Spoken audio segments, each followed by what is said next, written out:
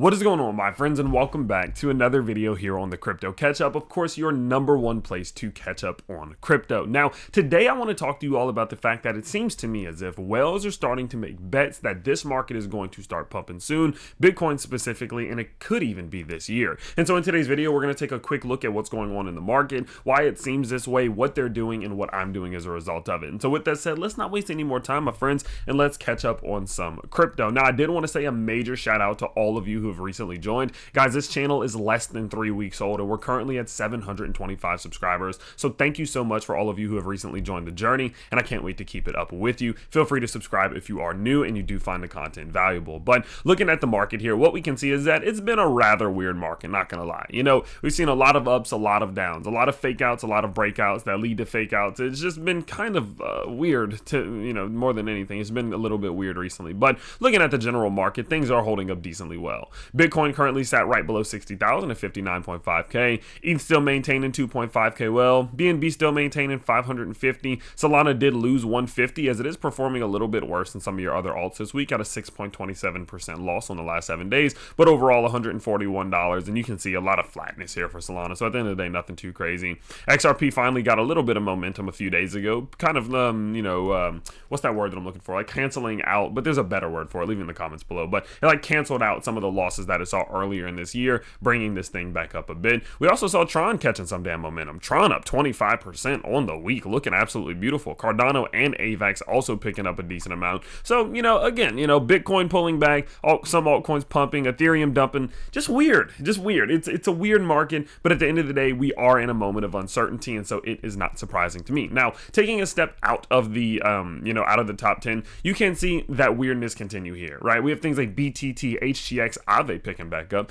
Matic, TRX, and FTN. These ones doing pretty damn well, and at the same time, we're seeing JASMY, Litecoin, Bonk, WIF, ENS, Solana, Tau, these ones down. It's just weird. And that's the type of market we're in. You guys know I've been making videos consistently saying you should not be going on high leverage right now. This is a high period of uncertainty, and during times of uncertainty, people are going to get liquidated because random shit's going to happen that you cannot predict, and we're starting to really see that play out here, of course. Now, if we do zoom this out to the weeklies, again, we're starting to see it take more of a macro effect now. That even from a weekly perspective, although we're seeing a higher volume of red cryptos, we're starting to see some rather substantially high green bubbles, right? Aave, BTT, HTX, Matic going crazy, which we love to see. Shout out to Polygon, TRX, Clay. I mean, these ones starting to catch some damn momentum, and so it's just a weird little time. But in the grand scheme of things, on the monthly perspective, we have still not seen the majority of this crypto market recover the losses that it took. And so from it, you know, this is what I'm talking about. Although some of these feel good in the grand scheme of things, again, these are just making up for, you know, some like tiny amount of the losses that we've been seeing, especially over the last 30 days. And I do think the worst of this is behind us. I don't particularly think we're going to see this market continue to really dump to cause this to get worse, but it does just go to show that this market is not recovered by any means yet. Now, looking at it from more of a zoomed in perspective, let's talk about some of the fundamentals, and then let's jump in to see what the whales are doing right now that makes me think they think a pump is on the way,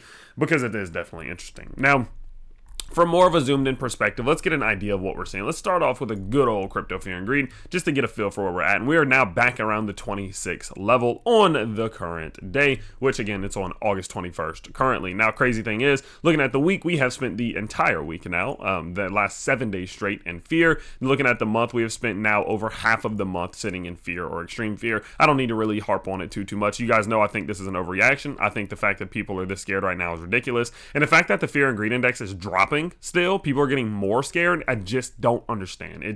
I don't get it. And maybe you guys can help me out. Maybe you guys have an explanation for what in the world people are so scared of. I just don't see it, personally speaking. And so again, I do think that we are seeing an overreaction right now, and it's starting to translate into other things. If we look at our RSI heat map, let's zoom all the way out into the weeklies. We are seeing this thing sitting right above that weak zone. You guys know, historically speaking, when your RSI is sitting either in the weak or oversold zone, it's a great time to purchase. And so although it's not an amazing time to buy right now, it's definitely becoming a better and better time to buy, especially for things like DOT or ARB or LDO, TAU, ETC, maybe even ETH, right? ETH is sitting right around that little weak threshold. Some of your other ones are maybe not so much, right? Your XRPs and BNBs, KASPAs, WIFs, Aaves, TRX, I would probably not be buying those, personally speaking, but some of your other ones, right, they're looking pretty damn decent. And so because of that, of course, it does seem as if in general, this market is in a decent place to be accumulating. Now, speaking of accumulation, let's talk about what in the world these whales have been doing, because because it has been getting spicy. Now, shout out to the homie Connor Kinney. He gave us a tweet 5 hours ago saying US spot Bitcoin ETFs have recorded net inflows on 8 of the last 10 trading days.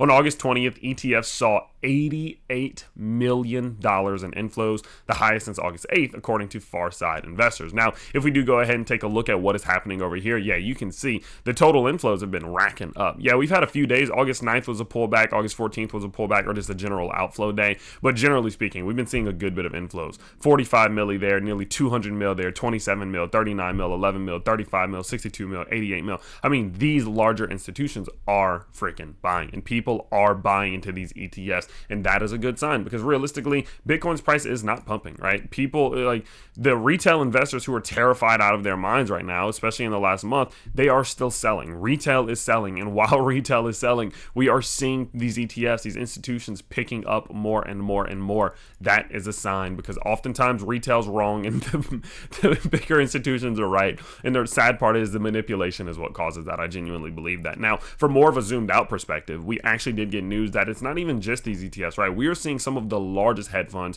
Matter of fact, 60% of the largest hedge funds have disclosed Bitcoin ETF holdings quite recently. And I mean, that just goes to show that when we're seeing these accumulations from institutions, it's not just small people. These are huge, right? Citadel, Bridgewater, Millennium Management, Mariner, AQR, Ares Management. Do we see any other ones? That Fortress Investment, Tiger Global Management, Lighthouse Partners, Sculpture Capital Management, right? These are all people who are mentioned here, and of these people who are mentioned, you can see some of the ones that are that do have it, that do own some Bitcoin ETF. Look, Sculpture does, Sigma does, Elliott does. If we go up to the top, Citadel does, Millennium does, Mariner does. Like, these are the types of things you can't ignore. Right? These are the types of things you can't ignore, especially considering the fact that some of them doubled down in the second quarter, right? Some of them, overall bought just some in general, but the fact that some of them bought just within the last few months, especially as the market started to pull back, is a very, very good sign. Now, going a little bit higher today, we can even start to see that some of this is, we're starting to see gain momentum. Some of these purchases that we saw right here and some of these big inflow days that we saw back here are gaining momentum. We got news 14 hours ago. BlackRock spot Bitcoin ETF IBIT did a $728 million in trading volume just yesterday. I mean, it's absolutely huge. And when you pair that up with the fact that we've seen people coming out now saying, $108 billion Van X Matthew Siegel tells CNBC that all the big Bitcoin selling is behind us. He says that Bitcoin really hit its stride at that point. So we're buyers here. We think it recovers. So we even have some of these larger hedge funds, larger institutions coming out and saying that they think the massive selling is behind them, that they think it's more of an upward future here. And so because of that, of course, we're seeing so much accumulation, not only just from these hedge funds, but also from things like IBIT, from FBTC, right? From BRRR, or they're not really picking up too much yet. But, it's just, you can't ignore it. You just can't ignore it. And that's the thing, is that people, I feel, ignore it. They listen to their emotions, because if we saw this news at any other point in time, I genuinely believe this crypto fear and greed index would be way high. I think it would be in neutral or greed, right? People would be so excited about the fact that we're seeing so much accumulation from institutions, but they're so blinded from emotions that are overdrawn and overreactionary, in my opinion, that they can't see what's actually happening behind the scenes. But at least I hope that you can. And so because of that, I mean, it seems like the Wells genuinely believe we're going to see this market really catch some momentum. They think a lot of the majority of the selling pressure is behind us. And of course, if that is the case, likelihood is that's the direction that this market's going to go. Now, listen, either later today, I am going to make another video, so make sure that you do stay tuned, because I did notice something really interesting that is happening currently on the liquidations. Maybe I can go up and give you a quick little overview.